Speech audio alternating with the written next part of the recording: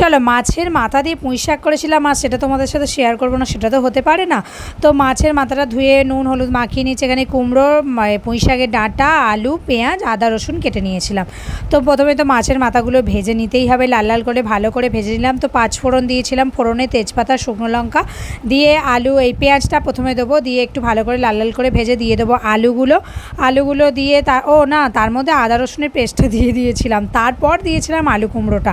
তো আলু কুমড়োটা দিয়ে ভালো করে নাড়াচাড়া করে ডাঁটাটা দিয়ে সব কিছু একসাথে তারপরে দিয়ে দেবো একে একে সব মশলাগুলো, নুন হলুদ একটু দিয়েছিলাম, জিরে গুঁড়ো আর একটু লঙ্কা গুঁড়ো, ব্যাস আর কিছু দিইনি।